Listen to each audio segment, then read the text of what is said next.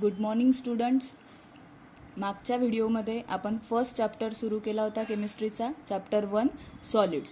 त्यामध्ये आपण त्याचं क्लासिफिकेशन पाहिलं होतं. त्याचे 2 टाईप्स पडतात, क्रिस्टलाइन सॉलिड्स आणि ॲमॉर्फस सॉलिड्स. क्रिस्टलाइन सॉलिड्स आणि ॲमॉर्फस सॉलिड्स. आता आपल्याला तुमच्या टॉपिक वाईज सेकंड टॉपिक आहे क्रिस्टलाइन सॉलिड्सचं classification of crystalline solid. Crystalline solids are further divided into 4 types. First one is ionic crystal, second one is covalent network crystal, third one is molecular crystal and fourth one is metallic crystal. So आता आपण पहिला ionic crystal डिटेलमध्ये बघूया. Ionic crystal हे charged ion पासून तयार होतात. Charged ions म्हणजे कॅटायन्स आणि ॲनायन्स.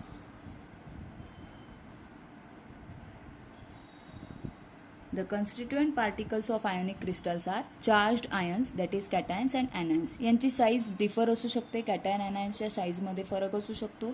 त्यानंतर each ion is surrounded by oppositely charged ion. म्हणजे कॅटायनच्या शेजारी ॲनायन असेल, ॲनायनच्या शेजारी कॅटायन असतो. अशा प्रकारे हे बॉन्डेड असतात. These cations and anions are held together by electrostatic force of attraction. कोणता फोर्स असतो यांच्यामध्ये? तर इलेक्ट्रोस्टॅटिक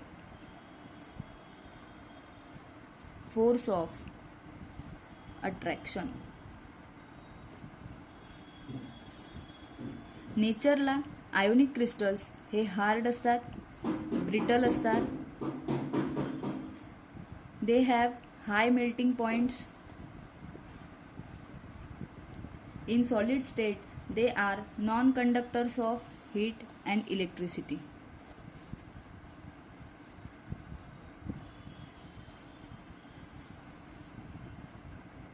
पण जर यांना आपण हाय टेम्परेचरवर मेल्ट केलं किंवा त्यांचा ॲक्वेस सोल्युशन तयार केलं, म्हणजे वॉटरमध्ये त्यांना डिझॉल्व केलं, तर ते हीट आणि इलेक्ट्रिसिटी कंडक्ट करू शकतात. पण basically they are non conductors of heat and electricity.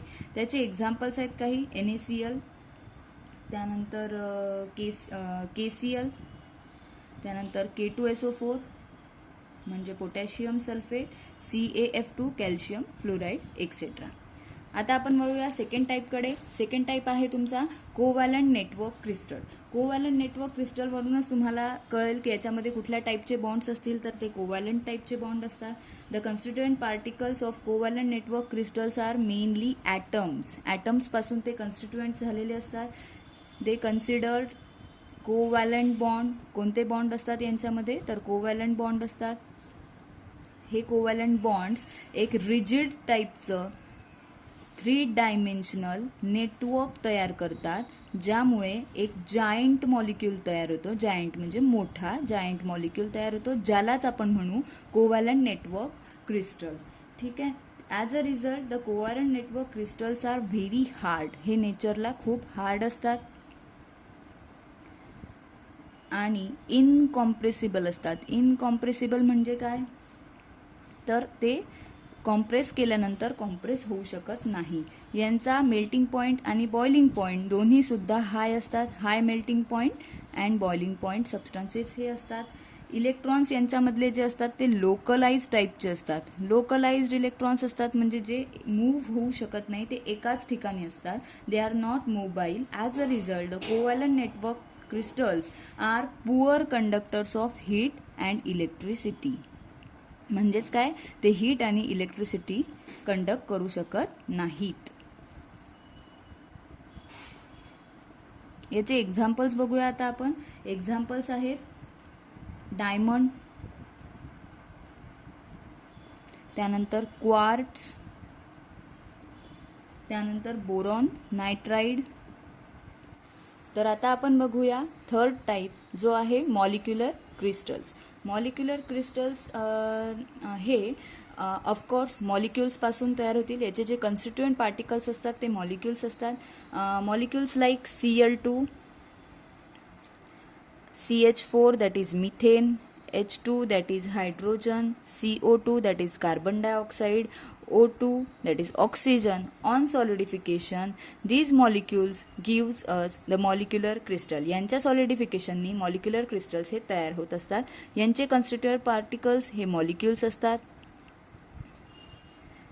Second character is कोवॅलंट बॉन्डनीच हे तयार होतात. यांच्यामध्ये मॉलिक्युल्सच्या मध्ये कोणते बॉन्ड्स असतात तर ते कोवॅलंट बॉन्ड्स असतात. Third character is molecules are held together by various types of intermolecular force of attraction. आता इंटरमॉलिक्युलर फोर्स ऑफ अट्रॅक्शन कोणत्या कोणत्या टाईपचे असतात, कोणते असतात हे आपण क्लास 11मध्ये चॅप्टर नंबर 10मध्ये डिटेल अभ्यासले होते. ते आता आपण इथे थोडेसे रिवाईज करून घेऊ. पहिला आपण इथे पहिला पाहिला होता weak dipole dipole interaction. Dipole dipole म्हणजे काय, डायपोल डायपोल इंटरॅक्शन काय असतं हे तुम्हाला सगळ्यांना माहिती आहे. एक पॉझिटिव्ह पोल डेव्हलप होतो, दुसरा निगेटिव्ह पोल डेव्हलप होतो आणि त्यामध्ये अट्रॅक्शन होतं. Second type is very weak dispersion forces, ज्यालाच आपण म्हणतो लंडन फोर्सेस. हे सुद्धा आपण क्लास 11मध्ये डिटेलमध्ये स्टडी केलेले आहे की कशा टाईपचे लंडन फोर्सेस डेव्हलप होतात आणि त्यांच्यामध्ये अट्रॅक्शन होतं. थर्ड टाईप आहे इंटरमॉलिक्युलर हायड्रोजन बॉन्ड्स. याचं बेस्ट एक्झाम्पल तुम्हाला माहिती आहे वॉटर. इंटरमॉलिक्युलर हायड्रोजन बॉन्ड्स म्हणजे मॉलिक्युलच्या मॉलिक्युलमध्ये आतमध्ये ऑक्सिजनची इलेक्ट्रोनिगेटिव्हिटी आणि हायड्रोजनची इलेक्ट्रोपॉझिटिव्हिटी हे दोघंजण मिळून बॉन्ड तयार करतात, ज्यालाच आपण म्हणतो इंटरमॉलिक्युलर हायड्रोजन बॉन्ड्स. म्हणजे एकाच मॉलिक्युलच्या मॉलिक्युलमध्ये हायड्रोजन बॉन्ड्स क्रिएट होतात. या तीनही टाईपचे अट्रॅक्शन्स आपल्याला माहिती आहे, ज्याचा डिटेल अभ्यास आपण चॅप्टर 10मध्ये केला आहे, जो तुम्हाला इथे रिवाईज करायचा आहे. So because of these types of weak intermolecular attractive forces, the molecular solids are usually in nature they are soft. कशा टाईपचे असतात तर ते सॉफ्ट असतात with low melting points. Melting point कसा असतो त्यांचा, लो असतो. त्यानंतर these solids are poor conductors. Usually heat and इलेक्ट्रिसिटीचे हे पुअर कंडक्टर्स असतात. ॲज युजल यांच्यातले व्हॅलन्स इलेक्ट्रॉन्स हे मोबाईल नसतात, त्यामुळे ते हीट अँड इलेक्ट्रिसिटी कंडक्ट करू शकत नाहीत. And also they are called as good insulator. Insulator म्हणजे काय हे सुद्धा तुमचं 11मध्ये झालेलं आहे. सो आता आपण नेक्स्ट टाईपकडे वळूया, जो आहे आपला मेटॅलिक क्रिस्टल. मेटॅलिक क्रिस्टलवरून नावावरूनच तुम्हाला लक्षात येईल they constitute from atoms of the same metallic element. एकाच मेटॅलिक एलिमेंटच्या ॲटम्सपासून हे तयार झालेले असतात. मग कन्स्टिट्युएंट पार्टिकल्स कोण म्हणावे लागतील तुम्हाला इथे, तर मेटॅलिक एलिमेंट्स. मेटलच्या ॲटम्सपासून तयार झालेले असतात metallic crystal. They are held together bye obviously metallic elements असल्यामुळे त्यांच्यामध्ये बॉन्ड कोणता असणार आहे तर तो असणार आहे metallic bond. So metallic bond म्हणजे काय, आता मेटॅलिक बॉन्ड, मेटलवर कुठला चार्ज असतो तुम्हाला माहिती आहे. कुठलाही मेटल हा कॅटायन असतो, त्याच्यावरती कुठला चार्ज असतो तर पॉझिटिव्ह चार्ज असतो. मग आता मेटॅलिक बॉन्ड कसा तयार होतो तर मग त्याच्या शेजारचा जो कुठला ॲटम आहे त्या ॲटममध्ये त्याचा न्यूक्लियस आहे, त्याच्या शेल्स आहे, तर त्याची जी व्हॅलन्स शेल आहे, व्हॅलन्स शेलमध्ये जर एखादा फ्री इलेक्ट्रॉन असेल तर तो फ्री इलेक्ट्रॉन, त्याच्यावरचा निगेटिव्ह चार्ज आणि मेटलवरचा पॉझिटिव्ह चार्ज या दोघांमध्ये बॉन्ड तयार होतो. अशा पद्धतीने मेटॅलिक क्रिस्टल्समध्ये मेटॅलिक बॉन्ड म्हणजे मेटल मेटल बॉन्ड तयार होतो. मग आता हे मेटल असल्यामुळे याचे मेटॅलिक क्रिस्टलमध्ये मेटल्स प्रेझेंट असल्यामुळे याचे जे कॅरेक्टर्स आहेत, ऑफकोर्स मेटल्सचे कॅरेक्टर्स आपण 11मध्ये स्टडी केले, त्यासारखेच याचे सुद्धा कॅरेक्टर्स आहेत. मेटॅलिक क्रिस्टल हे नेचरनी मॅलिएबल असतात. मॅलिएबल म्हणजे काय, malleable that is hammered into thin sheets. याच्या थिन शीट्स आपण क्रिएट करू शकतो. सेकंड कॅरेक्टर आहेत हे डक्टाईल असतात. डक्टाईल म्हणजे काय, that is they can be drawn into the wires. त्याच्या वायर्स आपण कंडक्ट करू शकतो, जेणेकरून त्याच्यातून हीट आणि इलेक्ट्रिसिटी कंडक्ट होऊ शकेल. सो ऑब्व्हियसली ह्या प्रॉपर्टीज असल्यामुळे मेटॅलिक क्रिस्टल्स हे good electrical and thermal conductors असतात.